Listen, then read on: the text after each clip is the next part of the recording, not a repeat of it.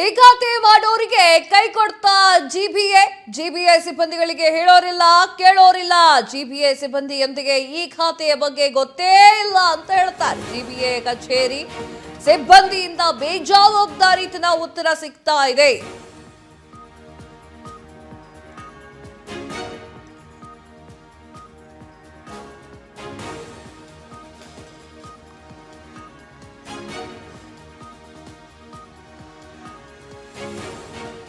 ಈ ಖಾತೆ ಮಾಡೋರಿಗೆ ಕೈ ಕೊಡ್ತಾ ಜಿಬಿಎ ಸಿಬ್ಬಂದಿಗೆ ಹೇಳೋರಿಲ್ಲ ಕೇಳೋರಿಲ್ಲ. ಜಿಬಿಎ ಸಿಬ್ಬಂದಿಗೆ ಈ ಖಾತೆ ಬಗ್ಗೆ ಗೊತ್ತೇ ಇಲ್ಲ. ಜಿಬಿಎ ಕಚೇರಿ ಸಿಬ್ಬಂದಿಯಿಂದ ಬೇಜವಾಬ್ದಾರಿತನ ಉತ್ತರ. ಯಾರಾದ್ರೂ ನಂಬಿಕೆ ಇದ್ರೆ ಅಂದ್ರೆ ಇಲ್ಲಿ ನಿಂತ್ಕೊಳ್ಳಕ್ಕೆ ಆಗಲ್ಲ. ಸಹಾಯವಾಣಿಗೆ ಕರೆ ಮಾಡಿದ್ರೆ ಸಮರ್ಪಕವಾಗಿ ಉತ್ತರ ನೀಡೋದಿಲ್ಲ.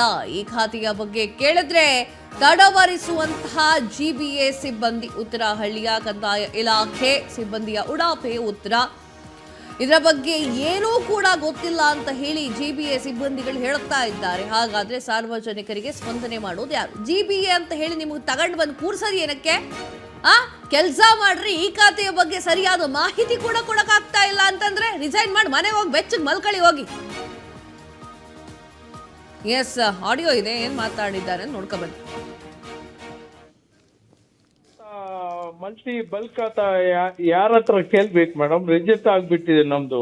ಈ ಖಾತಾ ಮಾಡ್ಬೇಕಾ ಹಾ ಸರ್? ಈ ಖಾತಾ ಮಾಡ್ಬೇಕಂದ್ರೆ BPMPEST ಅಂತ ವೆಬ್ಸೈಟ್ ಇದೆ, ಆನ್ಲೈನ್ ಅಲ್ಲಿ ನೀವು ಅಪ್ಲೈ ಮಾಡ್ಕೋಬಹುದು.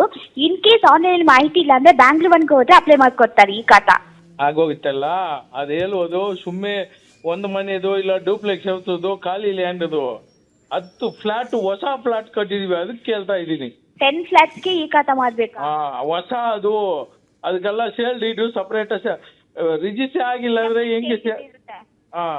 ಹಂಗಾದ್ರೆ ಫಸ್ಟ್ ನೀವು ರಿಜಿಸ್ಟರ್ ಮಾಡ್ಬೇಕಲ್ವಾ ಸರ್ ಸಪರೇಟ್ ಫ್ಲಾಟ್ಗೆ? ಯಾರ ಹತ್ರ ರಿಜಿಸ್ಟರ್ ಮಾಡ್ಬೇಕು? ಸಬ್ ರಿಜಿಸ್ಟರ್ ಆಫೀಸಲ್ಲಿ ಹೋಗಿ ಚೆಕ್ ಮಾಡಿ ಸರ್. ನಾನು ಹೇಳೋದು ಖಾತಾನೇ ಇಲ್ಲ ಅಂದ್ರೆ ರಿಜಿಸ್ಟರ್ ಇಲ್ಲಿ ಮಾಡೋದು, ಖಾತಾ ಕೊಟ್ರೆಲ್ಲ ರಿಜಿಸ್ಟರ್ ಮಾಡೋದು. ಸೇಲ್ ಇದೆಯಾ ಫ್ಲಾಟ್ಗೆ? ಮೇಡಮ್ ಫ್ಲಾಟ್ ಯಾವಾಗನ ಕಟ್ಟಿ ನೋಡಿದ್ರೆ ಮೇಡಮ್ ನೀವು? ಹೊಸ ಫ್ಲಾಟ್ ಕಟ್ಟಿದ್ರಿ ಮೇಡಮ್, ಸೇಲ್ ಡೀಟ್ ತಗೊಂಡ್ರೆಲ್ಲ ಇರೋದು, ಕಸ್ಟಮರ್ ಬಂದು ತಗೊಂಡಾರ ಅದನ್ನು. ಓಕೆ, 1 ಸೆಕೆಂಡ್ ಸರ್ ಲೈನ್ ಅಲ್ಲಿ ಇರಿ. ಖಾತಾ ಮಾಡ್ಕೋಬೇಕಲ್ವಾ? ಹೊಸ ಖಾತಾ ಅಪ್ಲೈ ಮಾಡ್ಬೇಕಲ್ವಾ? ನೀವು ಯಾರು ಕನೆಕ್ಟ್ ಮಾಡ್ತೀವೋ ಮಾಡಿ ಕರೆಕ್ಟ್ ಬಲ್ಕ್ ಖಾತಾ ಹೆಂಗ್ ಮಾಡೋದು ಅವ್ರ ಹತ್ರ ಮಾತಾಡ್ತೀನಿ ನಾನು. ಯಾವ ವಾರ್ಡ್ ನಿಮ್ದು? ವಾರ್ಡ್ ನಂಬರ್ ಇಲ್ಲಿ ಅಲ್ಲಿರೋ ಯಾರು ನಂಬರ್ ತಿಳಿಸ್ಕೊಡ್ತೀನಿ. 184 ವಾರ್ಡ್ ನಂಬರು. ಆ ಏರ್ 184 ಉತ್ತರಲ್ಲಿ ಹೌದು. ರಮೇಶ್ ಅಂತ ಇದಾರೆ, ನಂಬರ್ ನೋಟ್ ಮಾತಾಡಿ. ಯಾವ್ದು? ರಮೇಶ್ ಹೋಗಿ 1 ವರ್ಷ ಆಗಿದ್ದು, ಅಲ್ಲಿಗೆ 5 ಜನ ಚೇಂಜ್ ಮಾಡಿದ್ದಾರೆ. ಆ ನಂಬರ್ ಇಟ್ಕೊಂಡು ಏನ್ ಮಾಡೋದು ನೀವು? ರಮೇಶ್ ಹೋಗಿ 1 ವರ್ಷ ಸಸ್ಪೆಂಡ್ ಆಗಿ ಕೆಂಗೇರಿಗೆ ಹಾಕಿ ರಮೇಶ್ ಈಗ ಅಲ್ಲಿ ಕೂತ್ಕೊಂಡಿದ್ದಾರೆ. ಕೇಳಿ, ನಂಬರ್ ಇದೆ, ಅವರಿಗೆ ಫೋನ್ ಮಾಡಿ. ಇದೆಲ್ಲ ರಿಕಾರ್ಡ್ ಆಗ್ತಾ ಇದೆ. ಹಾ, ಏನೋ ಒಂದು ಹೇಳ್ಬಿಡೋದು ಕಸ್ಟಮರ್ ಕೇರ್ ಇಟ್ಕೊಂಡು. ಸರ್ ಇಲ್ಲಿ ಇರೋದನ್ನ ಹೇಳ್ತೀವಿ, ಓಕೆನಾ? ಇಲ್ಲಿ ಯಾವ್ದು ಅಪ್ಡೇಟ್ ಆಗಿದೆ ಅದನ್ನೇ ಹೇಳ್ತಿರೋದು. ರಮೇಶ್ ಹೋಗಿ 1 ವರ್ಷ ಆಗಿದೆ ಮೇಡಮ್, ಸಸ್ಪೆಂಡ್ ಆಗಿ ಕೆಂಗೇರಿ. 1 ಸೆಕೆಂಡ್ ಸರ್, ನಿಧಾನಕ್ಕೆ ಮಾತಾಡಿ, ಅದನ್ನೇ ಕೇಳ್ತೀನಿ ಅಂತ ಹೇಳ್ತೀನಿ ಅಲ್ವಾ? ಕೇಳಿ ಪಾಪ ಗೊತ್ತಿಲ್ಲವನ ಅವನು ಹೆಂಗೆ ಹೇಳ್ತಾನೋ? ನನ್ಗೆ ಗೊತ್ತಿದೆಯೇ, ನಾವ್ ಹೇಳ್ತೀವಿ ಮೇಡಮ್. ಯಾರಾவது ಸಣ್ಣ ನಂಬರ್ ತಿಳಿಸ್ತೀನಿ.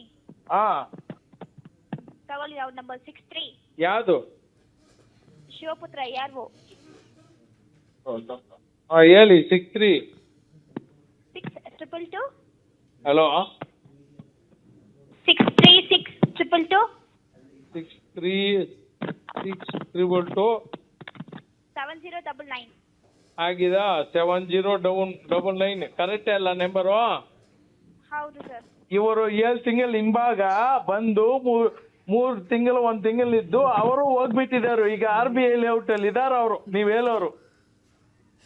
ನೀವ್ ಹೇಳೋ ಶಿವಪುತ್ರ ಕೇಳಿ ಎಲ್ಲಿದ್ದಾರಂತ ನೀವೇ ಫೋನ್ ಮಾಡಿ. RBI ಲೇಔಟ್ ಅಲ್ಲಿ ಇದಾರ ಅವ್ರು. ಈಗ ಉತ್ತರಲ್ಲಿ ವಾರ್ಡ್ ಕೇಳಿದ್ರೆ ನೀವು ಬೇರೆ ಕೊಡ್ತಾ ಇದ್ರೆ ಹೆಂಗ್ ಮಾತಾಡೋದು ನಾನು? ಸರ್ ನಮ್ ಲಿಸ್ಟ್ ಅಲ್ಲಿ ಇರೋದನ್ನ ತಿಳಿಸ್ತಿರೋದು ಸರ್.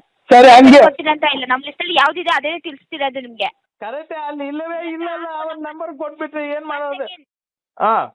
ಆರ್ಗೋ ನಂಬರ್ ತಿಳಿಸಿ. ನಾನೇನಪ್ಪ ಅಂತ ಇದೆ, ತಗೊಳ್ಳಿ.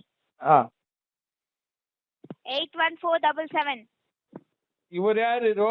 814 ನಾನೇನಪ್ಪ 81477 185 81477 185 23 26 ಇವ್ರಿಗೂ ಉದ್ಯಮಿ ನಮ್ಮ ಜೊತೆಗೆ ದೂರವಾಣಿ ಸಂಪರ್ಕದಲ್ಲಿ ಇದ್ದಾರೆ. ಸರ್ ನಮಸ್ತೆ. ಸರ್ ನನ್ನ ಧ್ವನಿ ಕೇಳಿಸ್ತಾ ಇದೆಯಾ? ಮೇಡಮ್ ಕೇಳಿಸ್ತಾ ಇದೀವ. ಸರ್ ನಮಸ್ತೆ. ನಮಸ್ತೆ ಸರ್, GBAಗೆ ಈ ಖಾತೆಯ ಬಗ್ಗೆ ಅಷ್ಟೊಂದು ಗೊತ್ತಿಲ್ವಾ? ಯಾಕೆ ಹೇಳೋರಿಲ್ಲ ಕೇಳೋರಿಲ್ಲ ಸಿಬ್ಬಂದಿಗಳಿಗೆ? ಏನಾಯ್ತು? ಏನೇ ಅರ್ಥ ಆಗ್ತಾ ಇಲ್ಲ ಮೇಡಮ್, ಯಾರಿಗೂ ಅದ್ರ ಬಗ್ಗೆ ಏನೇ ಗೊತ್ತಾಗ್ತಾ ಇಲ್ಲ. ಈ ಖಾತಾ ಅಂದ್ರೆ ಈಗ ಫಾರ್ ಎಕ್ಸಾಂಪಲ್ 2 days ಬಿಫೋರ್ ಈ ಖಾತಾ ಕಸ್ಟಮರ್ ಕೇರ್ ನಂಬರ್ ಪೇಪರ್ ಅಲ್ಲಿ ಹಾಕಿದ್ದಾರೆ ಕನ್ನಡ ನ್ಯೂಸ್ ಅಲ್ಲಿ. ಅದರಲ್ಲಿ ಹಾಗೆ ಅವ್ರು ಕಾಲ್ ಮಾಡಿ ಕೇಳಿದ್ರೆ ನಮ್ಗೆ ಅದನ್ನ ಬಗ್ಗೆ ಬಲ್ಕ್ ಖಾತಾ ಅನ್ನೋ ಏನೇನೇ ಗೊತ್ತಾಗ್ತಾ ಇಲ್ಲ ಅಂತ ಹೇಳ್ತಾ ಇದ್ದಾರೆ. ಓಕೆ. ಆಕ್ಚುಲಿ ಏನಾಗಿದೆ ಮೇಡಮ್, ನಾವು ಬೇಸಿಕ್ ಬಿಲ್ಡರ್, ನಾನು 10 years ಇಂದ. ಓಕೆ. ಅದು ಅವರು ಸೆಪ್ಟೆಂಬರ್ 2024 ಕಾನೂನು ತಂದಿದ್ದಾರೆ. ಈ ಆಸ್ತಿ ಬೇಕು, ಒಂದೊಂದು ಫ್ಲಾಟ್ ಸರಿ, ಇಂಡಿವಿಜುವಲ್ ಲ್ಯಾಂಡ್ ಸರಿ, ಆಸ್ತಿ ಇದ್ರೇನೆ ರಿಜಿಸ್ಟರ್ ಅಂತ. ಓಕೆ. ನಮಗೂ ಕಾನೂನು ಬಿಫೋರ್ ಸಾವಿರಾರು ಬಿಲ್ಡರ್ಸ್ ನಾವು ಕನ್ಸ್ಟ್ರಕ್ಷನ್ ಮಾಡ್ಬಿಟ್ಟಿದೀವಿ. ಓಕೆ. ಈಗ ಅದು ಹೋಗಿದ್ರೆ ಅವ್ರು ಬೈಫರ್ಕೇಶನ್ ಇದ್ರೇನೆ ಈ ಆಸ್ತಿ ಕೊಡುವುದು ಹಿಂಗೇನು ಹೇಳ್ತಾ ಇದ್ದಾರೆ. ಅದ್ರ ಬಗ್ಗೆ ಪ್ರತಿಯೊಂದು BBMP ಕೇಳಿದ್ರೆ ಬೈಫರ್ಕೇಶನ್ ಇಲ್ಲ ಅಂದ್ರೆ ಈ ಆಸ್ತಿ ಕೊಡೋದಿಲ್ಲ ಅಂತ ಹೇಳ್ತಾ ಇದ್ದಾರೆ. ಓಕೆ. ಇದು ಸುಮಾರು 1.25 ವರ್ಷದಿಂದ ನಡೀತಾ ಇದೆ ಈ ತರ. 1.25 ವರ್ಷದಿಂದ? I mean 14 months 15 months. ಪ್ರತಿ ಒಬ್ಬ ಆಫೀಸ್ BBMP, ಫಾರ್ ಎಕ್ಸಾಂಪಲ್ ಉತ್ತರಲ್ಲಿ BBMP ಸರಿ, ಸಿಕ್ಕಲ್ ಚಂದ್ರ ಯಾರು ಹೋಗಿದಾನೋ ಅದನ್ನ ಬಗ್ಗೆ ನಂದು 10 ಫ್ಲಾಟ್ ಇದೆ. ಓಕೆ. ಈಗ ಅದು ರಿಜಿಸ್ಟರ್ ಮಾಡ್ಬೇಕಂದ್ರೆ ನಾನು ಕಸ್ಟಮರ್ ಕಾರ್ಗೆ ನಮ್ಗೆ ಈ ಖಾತಾ ಬೇಕಂದ್ರೆ ಸರ್ ನೀವು ರಿಜಿಸ್ಟರ್ ಆಫೀಸ್ಗೆ ಹೋಗಿ ಸರ್, ಅಲ್ಲಿ ಮಾಡ್ತಾರಂದ್ರೆ ನಾವು ಈ ಖಾತೆ ಇಲ್ಲಾಂದ್ರೆ ರಿಜಿಸ್ಟರ್ ಆಗೋದಿಲ್ಲ. ಅದು ಅವ್ರಿಗೆ ಗೊತ್ತಿಲ್ಲ ಕಾನೂನು, BBMP ಅವ್ರಿಗೆ. ರಿಜಿಸ್ಟರ್ ಆಫೀಸ್ಗೆ ಹೋಗ್ಬೇಕಂದ್ರೆ ಹೇಳ್ತಾರೆ ಕಸ್ಟಮರ್ ಕಾರ್ಗೆ ಮಾಡಿದ್ರೆ. ಈಗ ಫಾರ್ ಎಕ್ಸಾಂಪಲ್ ನಂದು ಒಂದು 4 ಕೋಟಿ DD ರೆಡಿ ಇದೆ. ಓಕೆ. ಅವರು ರಿಜಿಸ್ಟರ್ ಈ ಖಾತಾ ಕೊಡ್ತಾ ಇಲ್ಲ. ನಾವು ಕಾನೂನು ಮುಂದೆ ರೆಡಿ ಮಾಡಿದ್ವಿ, ಬಿಲ್ಡಿಂಗ್ ಎಲ್ಲ ನಂದು 4 floor ಆಗೋಯ್ತು. ಈಗ ಕೇಳಿದ್ರೆ ಅವ್ರು ಕೊಡ್ತಾ ಇಲ್ಲ, ಕೇಳಿದ್ರೆ ಗೊತ್ತಿಲ್ಲ ಅಂತ BBMP ಅವರು. ಸರ್ಕಾರ ಕೇಳಿದ್ರೆ ಸರ್ಕಾರ ಇದನ್ ಬಗ್ಗೆ 15 months ಇಂದ ಏನೇ ಯೋಚನೆ ನಾವು ಕಟ್ಬಿಟ್ಟು ಸೆಪ್ಟೆಂಬರ್ 2020 ಮೇಲೆ ಕಟ್ಟಾಗ ಮೇಲೆ ನೀವು ಕಾನೂನು ತಂದಿರೆ ಅದೆಲ್ಲ ಸಾವಿರಾರು ಬಿಲ್ಡರ್ ನಾವೇನ್ ಮಾಡೋದು ಅವ್ರಿಗೆ ಯಾರನ್ನೇ ಹೇಳ್ತಾ ಇಲ್ಲ. ಬರೀ ಇಂಟ್ರೆಸ್ಟ್ ಕಟ್ಕೊಂಡು ಸುಮಾರು ಜನ ಬ್ಯಾಂಕ್ ಹರಾಜಾಗಿ ಇದೆಲ್ಲ ಆಗ್ತಾ ಇದೆ ನಮ್ ಬಿಲ್ಡರ್ಗಳ ಪರಿಸ್ಥಿತಿ ಇಡೀ ಬೆಂಗಳೂರು. ಅದು ನೆಕ್ಸ್ಟ್ ಪವರ್ ಕರೆಂಟು DD ಎಲ್ಲ ತಗೊಂಡು ಟ್ರಾನ್ಸ್ಫರ್ ಎಲ್ಲ ಕೊಟ್ಟು ಒಂದೊಂದು ಅಪಾರ್ಟ್ಮೆಂಟ್ ಏಪ್ರಿಲ್ 3ನೇ ತಾರೀಕಿಗೆ 2025 ಸರ್ವಿಸ್ ನಿಲ್ಸಿದರು. ಅದನ್ನ ಈಗ ಕೇಳಿದ್ರೆ ಅದು ಕೊಡ್ತಾ ಇಲ್ಲ. Minimum unit per unit 16 rupees 17 rupees ಆಗ್ತಾ ಇದೆ ಟೆಂಪರವರಿಗೆ. ಮತ್ತೆ ಏನು ಕೊಡ್ತಾ ಇಲ್ವಂತೆ? ಏನ್ ಮೇಡಮ್? ಏನಕ್ಕೆ ಕೊಡ್ತಾ ಇಲ್ವಂತೆ ಮೇಡಮ್? ಅವರು ಹೇಳೋರು ಇದ್ರೆ ಅಲ್ಲ. ಫಾರ್ ಎಕ್ಸಾಂಪಲ್ ಅವ್ರವ್ರ ಕೆಲಸ, CM ಅವ್ರು, ನಾನ್ CM, ನೀವು CM, ಅವ್ರ ಕೆಲಸ ನೋಡ್ತಾ ಇದ್ರು. ಬಿಲ್ಡರ್ಗಳು ಸಾವಿರಾರು ಜನಕ್ಕೂ ಬಡವರಿಗೂ ಕೆಲಸ ಕೊಟ್ಟು ಕೆಲಸ ಮಾಡಿಸೋರು ನಾವು. ಅದು ಬಿಟ್ಟು ನೀವು ನಿಮ್ ಕೆಲ್ಸಾನೇ ನೋಡ್ತಾ ಇದ್ರೆ ಆಗ್ತಾ ಇಲ್ಲ ಅಂದ್ರೆ ನಾವು ಕನ್ಸ್ಟ್ರಕ್ಷನ್ ಮಾಡೋರು ಏನ್ ಮಾಡೋದು? 15 ತಿಂಗಳಿಂದ ಒಂದು ರಿಜಿಸ್ಟರ್ ಇಲ್ಲ ಅಂದ್ರೆ ಏನ್ ಮಾಡೋದು ಮೇಡಮ್ ಫ್ಲಾಟ್ಗಳು? ನಿಮ್ ಮುಂದಿನ ಕ್ರಮ ಏನು ಸರ್? ಮುಂದಿನ ಕ್ರಮ ಇವರು ಈ ಗೌರ್ಮೆಂಟ್ ಇರಂಗ ಸರ್ಕಾರ ಹಿಂಗ ಈ ತರ ಬಿಲ್ಡರ್ಗೂ ಏನ್ ಮಾಡ್ಬೇಕು, ಏನ್ ಸಿಚುವೇಶನ್ 60-40 ಇಷ್ಟು ಬೈಫರ್ಕೇಶನ್ ಮಾಡ್ಕೊಳ್ಳಿ. ಯಾರೋ ಕ್ಲಿಯರ್ ಸ್ಟೇಟ್ಮೆಂಟ್ ಕೊಟ್ರೇನೆ ಮಾಡಕ್ ಆಗ್ತೀನಿ. ನಾವು ಫಾರ್ ಎಕ್ಸಾಂಪಲ್ ನಂದೇ 20 ಫ್ಲಾಟ್ ಇದೆ ಬೇರೆ ಬೇರೆ ಕಡೆ, ಒಂದು ಫ್ಲಾಟು ಮಾಡಕ್ ಆಗ್ತಾ ಇಲ್ಲ. ಎಲ್ಲಿ ಹೋದ್ರೇನು ಈ ಖಾತಾ ಕೇಳ್ತಾರೆ ಕಸ್ಟಮರ್ ಬಂದು, ಇಲ್ಲಾಂದ್ರೆ ಪವರ್ ಕೇಳ್ತಾ ಇದ್ದಾರೆ. ಇದು ಒಂದಿನ ವಿಷಯ ಇಲ್ಲ. 15 ತಿಂಗಳು ಯಾರು ಮೇಡಮ್ ತಡಿತಾರೋ? ನಂದು 10 ಕೋಟಿ ಟರ್ನ್ ಇದೆ, ಸಾಲಗಳಿದೆ, ಸಾಲ ಮಾಡಿದೀವಿ, ಸುಮ್ಮನೆ ಕೈಯಿಂದ ಹಾಕಿಲ್ಲ. ನಾವೇ ಎಲ್ಲೆಲ್ಲೋ ತಂದು ಸಾಲ ಮಾಡಿ ಬಿಲ್ಡಿಂಗ್ ಕನ್ಸ್ಟ್ರಕ್ಷನ್ ಮಾಡಿದ್ವಿ. ಆಕ್ಚುಲಿ ಒಂದು 60-40 8 ಮನೆ ಕಟ್ರೆ ನಾವು ಒಂದು 2 years ಅಲ್ಲಿ ಸೇಲ್ ಮಾಡ್ಕೊಂಡು ಹೊರಗಡೆ ಬಂದ್ಬಿಡ್ತೀವಿ. ಈಗ ನೀವು ಖಾತಾನೇ 1.5 year ಕೊಟ್ಟಿಲ್ಲ ಅಂದ್ರೆ ಕನ್ಸ್ಟ್ರಕ್ಷನ್ ಆದ್ಮೇಲೆ ನಾವು ಅದಕ್ಕೆ ಬಡ್ಡಿ ಎಲ್ಲ ಹೆಂಗ್ ಹೋಗೋದು? ನಮ್ ಬರೋದು ಅದರಲ್ಲಿ 10 ಲಕ್ಷ 20 ಲಕ್ಷ ಹಂಗ್ ಬರ್ತೀನಿ, ಬಡ್ಡಿಗೆ ಸರಿ ಆಗ್ತಾ ಇದೆ.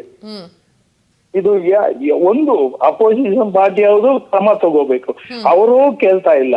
ನಾವು ಬಿಲ್ಡರ್ಗಳು ಸುಮಾರು ನಿಮ್ ನ್ಯೂಸ್ ಅಲ್ಲಿ ಹಾಕ್ತಿರಿ, ಬೇರೆ ನ್ಯೂಸ್ ಅಲ್ಲಿ ಹಾಕ್ತಾರೋ ಅದನ್ನ ಬಗ್ಗೆ ಸರ್ಕಾರ ಏನೇನೇ ಹೇಳ್ತಾ ಇಲ್ಲ. ಬಿಲ್ಡಿಂಗ್ ಬೈಫರ್ಗೇಷನ್ ಆಲ್ರೆಡಿ 2024 ಕಾನೂನು ಮುಂದೆ ಕಟ್ಟಿದೆ, ಏನ್ ಮಾಡ್ಬೇಕನ್ನ ಹೇಳ್ತಾ ಇಲ್ಲ. ಯಾರು ರೆವೆನ್ಯೂ ಮಿನಿಸ್ಟರ್ ಕೂಡ ಒಂದು ಸಾಮಾನ್ಯ ಜನ ಕಷ್ಟ ಗೊತ್ತಾಗೋದಿಲ್ಲವ. ಬಿಲ್ಡರ್ ಅಂದ್ರೆ ಎಲ್ಲರೂ ಹಣ ಇರೋರಿಲ್ಲ. ನಾವು ಸ್ವಲ್ಪ ಸಾಲ ತಗೊಂಡ್ ಮಾಡೋರು ತುಂಬಾ ಜನ ಇದಾರು. ಹಿಂಗೆಲ್ಲ ಮಾಡ್ತಾ ಇದ್ರೆ ಹೆಂಗ್ ಮಾಡೋದು? ನಾವು ನಮ್ಮಿಂದ 100 ಜನ ಲೈಫ್ ರನ್ ಮಾಡ್ತಾ ಇದ್ದಾರೆ ಲೇಬರ್ಗಳು. ನಮ್ಮಿಂದ ಗಾರೆ ಕೆಲಸ ಅವರು, ಸಿಮೆಂಟ್ ಅವರು, ಸ್ಟೀಲ್ ಅವರು, ಮೇಸ್ತ್ರಿಗಳು, ಎಲೆಕ್ಟ್ರಿಷಿಯನ್ಗಳು, ಪ್ಲಂಬರ್ಗಳು, ಎಷ್ಟು ಜನ ವರ್ಕ್ ಕೊಡ್ತಾ ಇದೀವಿ ಗೊತ್ತಾ ಮೇಡಮ್? ನಾವು ಕಷ್ಟಪಟ್ಟು ಸಾಲ ಮಾಡಿ ಬಿಸ್ನೆಸ್ ಮಾಡಿದ್ರೆ ಇವರು ಈ ತರ ನಿಲ್ಸ್ಬಿಟ್ರೆ ಏನ್ ಮಾಡೋದು? ಇದು ದಯವಿಟ್ಟು ನಿಮ್ ನ್ಯೂಸ್ ಇಂದ ಆಗಿ ನಾವು ಕಟ್ಟಿದಕ್ಕನ್ನ ಸ್ವಲ್ಪ ಅಕ್ರಮ ಏನಾದ್ರು ಪೆನಾಲ್ಟಿ ಹಾಕಿಯನ್ನ ಅವ್ರನ್ನು ರಿಲೀಸ್ ಮಾಡೋಕೆ. 1.5 ವರ್ಷದಿಂದ ನೀವು ಹೋಗ್ತಾ ಇದ್ದೀರಾ, 1.5 ವರ್ಷದಿಂದ ನಡೀತಾ ಇದೆ ಅಂತಂದ್ರೆ ಯಾರು ಕೇಳೋರಿಲ್ಲ ಹೇಳೋರಿಲ್ವಾ ಅಂತ? ಅದನ್ನೇ ನಾವು ಸುಮಾರು ಜನ ಹತ್ರ ಕೇಳಿ ಆಗಿದೆ ಮೇಡಮ್. ಯಾವ ಆಫೀಸರ್ ರೆಸ್ಪಾನ್ಸಿಬಲ್ ಇಲ್ಲ ಮೇಡಮ್. ಇವರು ಮಾದೇಶೋ ಯಾರೋ IAS ಹಾಕಿದ್ದಾರೆ. ಅವ್ರಿಗೆ ಏನ್ ಗೊತ್ತಿದೆಯೋ ಗೊತ್ತಿಲ್ಲವೋ ಕನ್ಸ್ಟ್ರಕ್ಷನ್ ಬಗ್ಗೆ ಗೊತ್ತಿಲ್ಲ. ಹೆಂಗಂತ ಹಂಗ್ ಕಾನೂನು ಕೊಟ್ಬಿಟ್ಟು ಈ ಖಾತಾ ಈ ಆಸ್ತಿ ವರ್ಕೇ ಆಗ್ತಾ ಇಲ್ಲ, ಮಲ್ಟಿ ಖಾತಾನೇ ಹೇಳ್ತೀವಿ. ಹರೀಶ್, ನಮ್ ಜೊತೆಗೆ ಮಾತನಾಡಿದ್ದಕ್ಕೆ ಧನ್ಯವಾದಗಳು.